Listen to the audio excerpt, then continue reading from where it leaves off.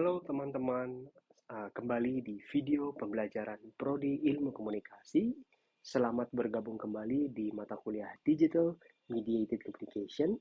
Saya Andika Vinianto Adiputra, dan pada kesempatan ini saya akan menyampaikan materi terkait dengan pengelolaan konten media sosial. Nah, pertanyaan pertama adalah, mengapa harus media sosial? Mengapa saat ini individu, baik juga perusahaan atau organisasi, ini menjadikan media sosial sebagai platform utama untuk menyebarluaskan informasi atau kontennya? Nah, ternyata terdapat sebuah statement yang menyatakan bahwa social media allows large companies to recreate the feeling of a small business where the customers the owners. Artinya adalah bahwa berbagai fitur yang terdapat pada media sosial ini dapat menciptakan sebuah hubungan yang jauh lebih personal, jauh lebih intimate di antara perusahaan dengan halayak atau audiensnya. Ya, perusahaan yang besar itu seolah-olah dapat uh, menciptakan sebuah perasaan di mana dia menjadi sebuah uh, bisnis yang mikro yang dapat menciptakan hubungan yang jauh lebih personal dengan customer-nya. Ya. Nah, selain itu juga berdasarkan data yang diterima dari We Are Social, ternyata pengguna media sosial pada tahun 2022 ini memperlihatkan bahwa ternyata 191 juta sekian pengguna ini terdapat di Indonesia. Ya, 69,9 ini merupakan total dari populasi tersebut. Sementara laki-laki 53,5% dan perempuan 46,5%. Sementara untuk pemakaian atau penggunaan rata-rata per harinya, individu yang terdapat di Indonesia ini menggunakannya 3 jam 17 menit per hari. Nah, selain itu juga terdapat berbagai keuntungan dari penggunaan media sosial, khususnya jika digunakan untuk media promosi atau marketing. Ya, terdapat 4 keuntungan. Satu, ini dapat menciptakan brand awareness. Ya, brand awareness terhadap halayak yang kemudian jadi mengetahui brand tersebut. Nah, selain itu juga dapat memastikan atau menciptakan top of mind ya dari audiensnya, bahwa ketika dia mengingat atau mengingat sebuah produk, hal pertama yang akan diingatnya adalah brand tersebut. Ya, selain itu juga dapat menciptakan audience engagement karena media sosial itu sangat interaktif. Kemudian juga di samping itu, salah satu fitur yang dimiliki oleh media sosial adalah setiap pengguna itu dapat memonitor pesaingnya atau monitoring competitors. Ya, saya pikir ini juga hal yang penting ketika dapat melakukan evaluasi ya berdasarkan pencapaian yang dilakukan oleh kompetitor. Nah, bicara soal brand awareness ini adalah pengetahuan atau kesadaran pembeli terhadap merek suatu produk. Jadi istilah branding yang digunakan untuk mengukur tingkat kesadaran konsumen terhadap suatu brand. Nah, berikut gambar dapat dilihat piramida brand awareness ya, semakin tinggi ya dari piramida tersebut menunjukkan bahwa brand tersebut itu berada di top of mind, kemudian terdapat brand recall, brand recognition, dan juga unaware of brand. Nah, top of mind ini yang merupakan brand, produk, atau layanan yang pertama kali muncul di benak konsumen dalam kategori atau niche tertentu. Nah, untuk bisa mendapatkan top of mind, ya, untuk bisa memastikan agar brand kita berada di top of mind audience kita, maka kita juga harus berani untuk berbeda, harus berani untuk unik, harus memiliki brand identity yang kuat. Ya, buatlah tagline dan slogan yang eye-catching. Kemudian untuk audience engagement, ini merupakan segala bentuk interaksi dari audiens tentang konten yang dibuat di media sosial. Contohnya seperti likes, komentar, share. Nah, audience engagement is the intentional strategy to interact with the audience and turn them from passive spectators to active participants, ya. Jadi memang tujuannya sederhana, adalah untuk memastikan agar halayak yang pada awalnya hanya mengakses dan melihat, mengkonsumsi informasi atau konten kita, yang awalnya pasif menjadi aktif ketika dia mau untuk berkomentar, ketika dia berinteraksi dengan kita, dan sebagainya. Nah, kemudian juga ada monitoring competitors, merupakan metode untuk menggali informasi terkait manajemen pemasaran dan strategi perusahaan dengan tujuan untuk menemukan kekuatan dan kelemahan kompetitor.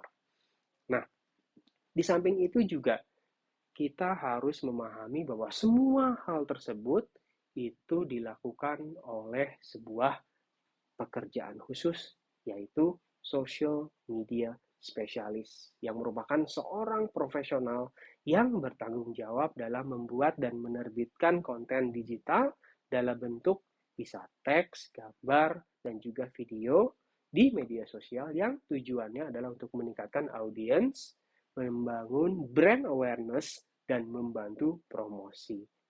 Nah, seorang social media spesialis, dia harus memiliki berbagai atribut, ya. Salah satunya harus up to date dengan setiap perkembangan media sosial dan trending issues. Tentu saja dia harus social media savvy, ya. Dia harus memahami media sosial mana yang sedang booming, ya. Berbagai fitur-fitur yang dapat dioptimalkan dari masing-masing media sosial tersebut, ya. Di samping itu juga seorang social media spesialis harus memahami penggunaan analytics tools, ya, yang tujuannya untuk evaluasi kinerja. Kemudian juga harus memiliki kemampuan komunikatif dan storytelling skill, ya. Dan terakhir adalah memahami konsep estetika visual, ya. Nah, di samping itu, seorang social media spesialis ini job desk-nya meliputi penyusunan strategi konten untuk media sosial, perencanaan posting, ya, konten daily, ya, setiap harinya, kerjasama dengan tim marketing perihal promosi, memastikan konsistensi brand awareness, dan terakhir adalah juga menganalisa data atas setiap promosi di media sosial. Nah, ketika seorang social media spesialis itu melakukan berbagai tugas tersebut, nah, faktor untuk penentuan keberhasilannya itu seperti apa? Nah, terdapat 5 aspek atau 5 faktor yang menjadi indikator keberhasilan. Pertama adalah reach, kemudian engagement rate, ada impression, insight, dan KPI atau Key Performance Indicator.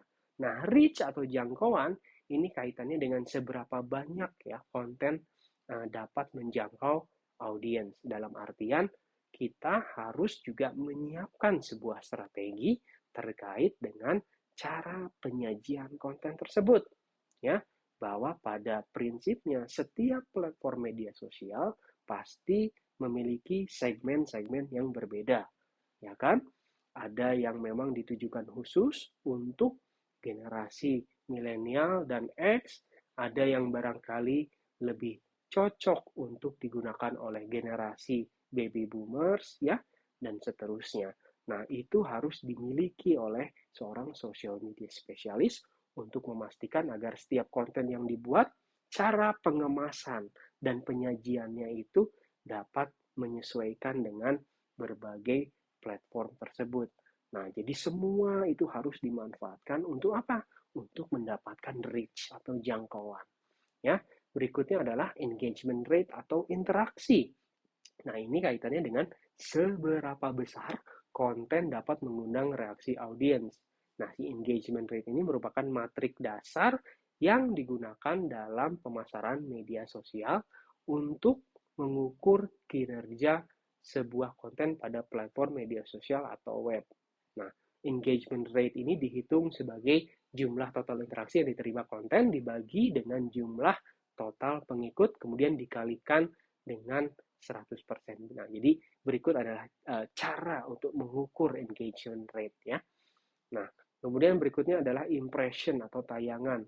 Ini kaitannya dengan seberapa besar konten ditayangkan ditonton, dilihat oleh audiensnya. Jadi perbedaan paling mendasar antara reach dengan impression adalah kalau reach dia memang fokus pada bagaimana kita dapat memaksimalkan semua platform media sosial ya dengan penyajian konten yang pengemasan yang berbeda, tapi kalau impression itu seberapa besar ya audiens kita itu menonton atau melihat konten kita ya, baik itu dari jumlah views-nya, durasi ketika dia mengakses tayangan kita, itu adalah impression.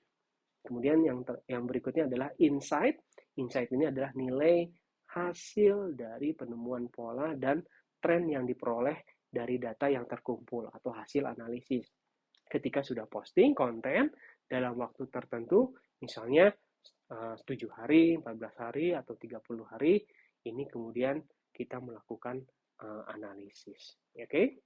Nah, dan terakhir adalah KPI atau Key Performance Indicator yang merupakan metrik yang digunakan untuk menentukan apakah strategi media sosial marketing sudah berjalan efektif untuk memenuhi tujuan kita.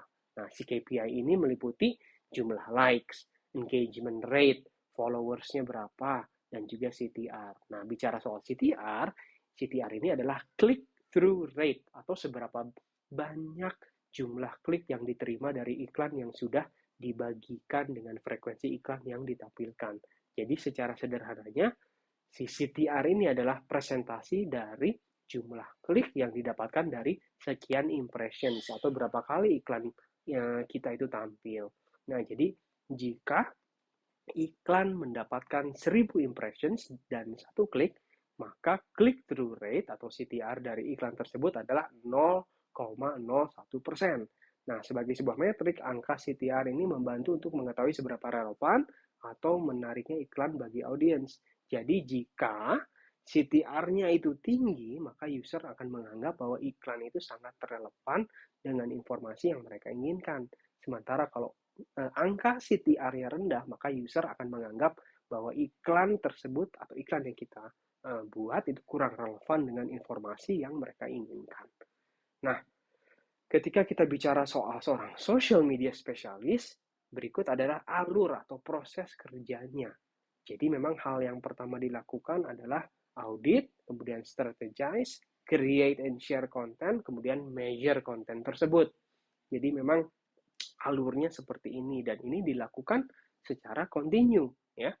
Nah, pertama adalah audit media sosial. Ini adalah kegiatan yang dilakukan untuk mengevaluasi aktivitas sebuah bisnis di media sosial.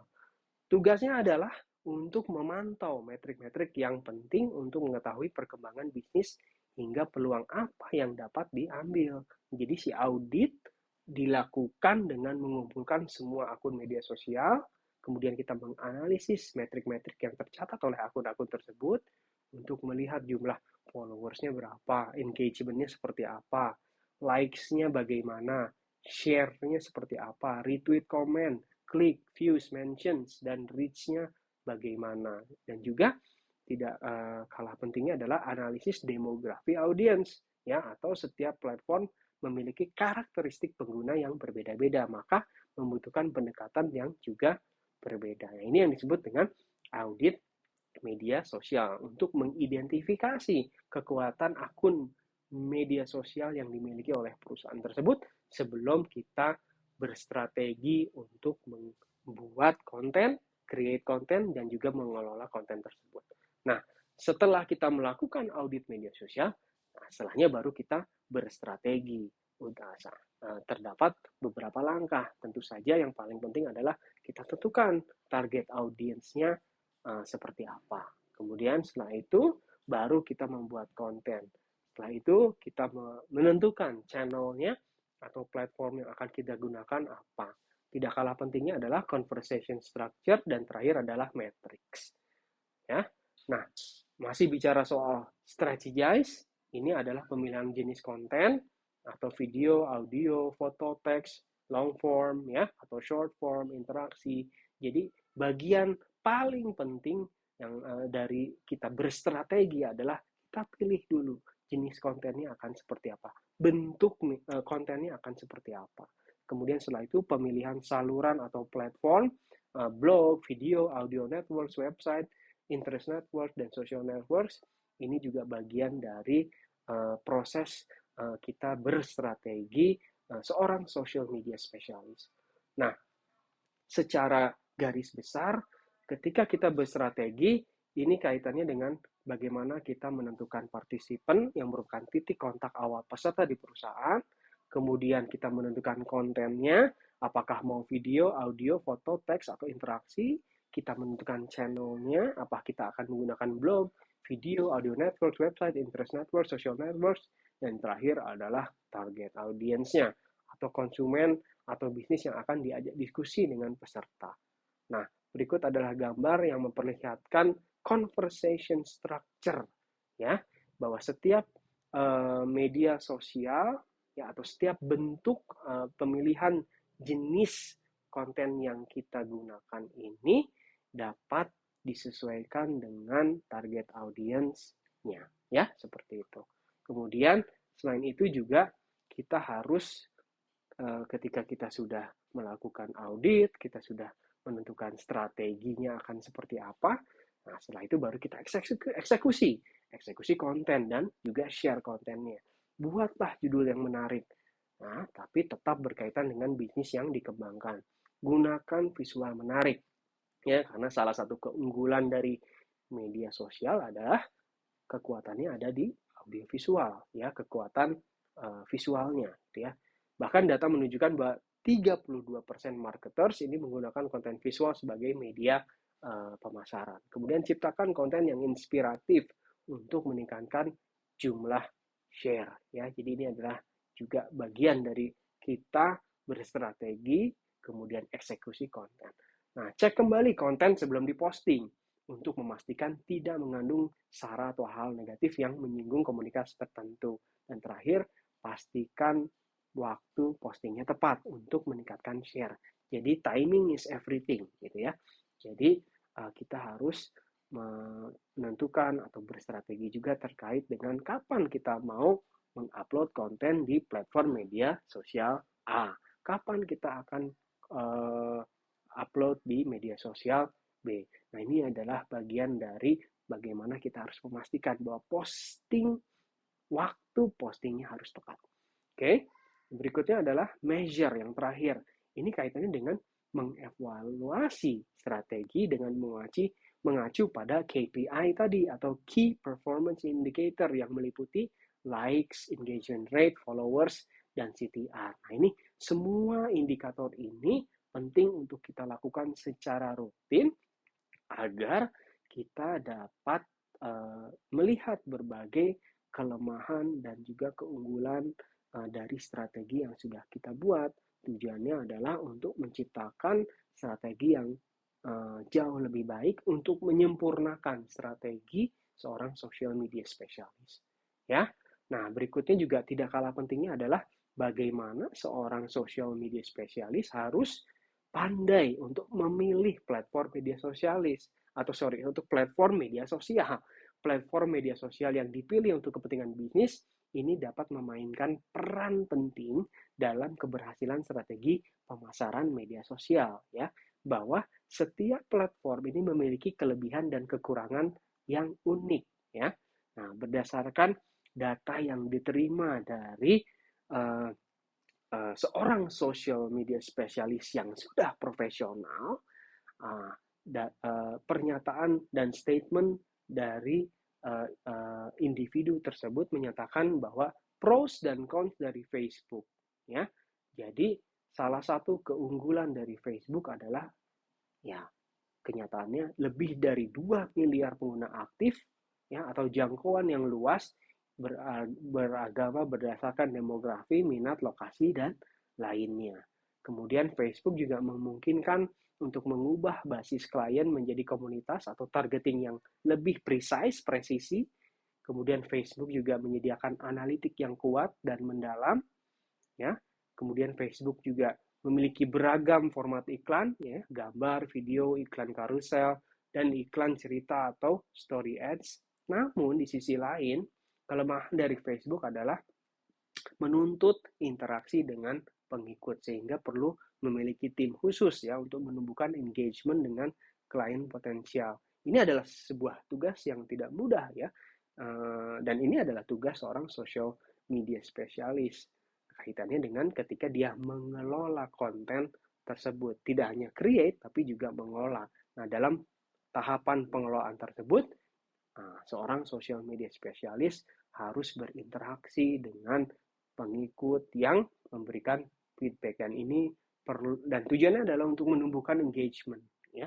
Nah, berikutnya kelemahan dari Facebook juga ini kompetisinya tinggi ya, bahwa bersaing dengan berbagai iklan dan konten lain untuk mendapatkan perhatian pengguna. Kemudian terdapat keterbatasan organik atau perubahan algoritma ya, postingan organik tidak berbayar cenderung memiliki jangkauan yang lebih terbatas. Apalagi Facebook ini memang cukup terkenal dengan perubahan algoritma yang terjadi secara rutin gitu ya. Nah, selain itu juga terdapat data yang menyatakan bahwa salah satu kelebihan dari Instagram adalah memiliki lebih dari 1 miliar pengguna aktif bulanan dan sebagian besar berusia 34 tahun ke bawah, maka merupakan platform media sosial terbaik untuk brand yang menargetkan demografi muda dan trendy. Ya, kemudian kelebihan lainnya adalah penggunaan condong ke wilayah perkotaan. Maka jika perusahaan berfokus pada teknologi digital dan fashion, platform ini sangat ideal. Nah, selain itu juga kelebihannya adalah dapat kita menciptakan video pendek dan foto yang berisi teks pendek yang tentu saja bekerja dengan sangat baik. Namun, terdapat kelemahan juga dari Instagram, diantaranya adalah memiliki keterampilan fotografi yang baik dan unggul, karena salah satu kekuatan dari Instagram adalah kekuatan visual ya, maka pengguna ya harus memiliki keterampilan fotografi yang baik. Kemudian juga tidak memberikan banyak ruang untuk mendeskripsikan foto di luar caption foto karena memang ada keterbatasan fitur. Nah, berikutnya adalah kelebihan dan kelemahan dari X atau Twitter. Nah, kelebihannya adalah salah satu platform dengan aksesibilitas tinggi ya. Twitter ini dikenal cukup transparan, menciptakan komunitas plus mengundang feedback dan memungkinkan konten menjadi ringkas, informatif, dan menarik hanya dalam satu tweet. Jadi ketika halayak meretweet, terdapat potensi untuk menarik halayak yang lebih luas. Namun di sisi lain, kelemahan dari X atau Twitter ini membatasi hingga 280 karakter per pesan, artinya tidak memiliki banyak ruang untuk menyampaikan seluruh pesan kepada pengikut jika ingin memposting sesuatu yang lebih panjang. Samping itu, semua konten ini diposting di timeline secara kronologis, dan hal tersebut memudahkan halayak untuk bisa skip pesan atau melewati pesan tersebut. Oke, nah berikutnya YouTube. Nah, jadi media ini juga sama, terdapat kelemahan dan juga kelebihannya. Kelebihannya adalah YouTube ini merupakan mesin pencari terbesar kedua setelah Google ya. Jadi terdapat 2 miliar pengguna bulanan atau subscribers ya. Kontennya juga cukup variatif ya, ada video instruksional, ulasan produk, dan juga konten serupa untuk target pasar. Nah, selain itu juga konten dapat muncul di hasil pencarian Google sehingga meningkatkan visibilitas konten ya. Ini mungkin kaitannya dengan search engine optimization. Jadi ketika kita mengakses Google, kita menginput keywords tertentu ya, dia akan memunculkan video yang memang terdapat pada media sosial YouTube gitu. Kemudian bicara soal kelemahannya, videonya mau nggak mau memang harus berkualitas tinggi, harus menghibur dan informatif untuk dapat mendapatkan daya tarik dari audiens. Nah, hal tersebut juga berarti bukan hanya skill yang harus dimiliki oleh pengguna atau pemilik akun YouTube tersebut, tapi juga artinya harus mengalokasikan anggaran yang cukup tinggi untuk pembuatan konten ya, cost-nya cukup tinggi. Nah, yang berikutnya adalah TikTok ya. Kelebihannya adalah jumlah penggunanya ini saat ini 800 juta pengguna yang aktif Ya, rata-rata diakses 8 kali dalam sehari. Kemudian dilengkapi di sejumlah tools yang memudahkan proses editing. Jadi untuk pemula yang ingin membuat konten, TikTok ini menyediakan fasilitas yang sangat memudahkan penggunanya. Kemudian TikTok ini sangat populer di antara Gen Y dan Z atau rentang umur 14 sampai 24 tahun. Kemudian TikTok juga memiliki fitur hashtag yang memudahkan pengguna untuk menemukan konten. Namun kelemahannya adalah uh, kurang sesuai dengan audiens dewasa. Ya, 732 juta pengguna berusia remaja dari total 800 juta. Jadi memang audiens dewasa ini memang bisa dibilang jarang mengakses konten di TikTok. Nah, selain itu juga terdapat keterbatasan algoritma kaitannya dengan bahwa TikTok ini tidak memiliki fitur yang dapat menautkan link produk ke situs penjualan secara langsung, ya. Jadi meskipun jumlah views di TikTok-nya banyak, seringkali itu tidak berdampak positif terhadap penjualan produk, ya, karena tidak terdapat fitur yang dapat menautkan link produk ke situs penjualan seperti e-commerce, ya, beberapa e-commerce yang tersedia. Nah, kemudian kelemahan terakhir adalah analytics perform yang sulit dilacak. Jadi sistem analisis ini hanya tersedia selama jangka waktu 28 hari. Artinya, kita baru bisa mengevaluasi konten yang kita buat setelah kita posting 28 hari. Nah, setelah 28 hari baru kita bisa mengakses analytics perform. Nah, jadi demikian materi tentang pengelolaan konten media sosial. Terima kasih banyak atas atensinya dan sampai ketemu di video pembelajaran selanjutnya.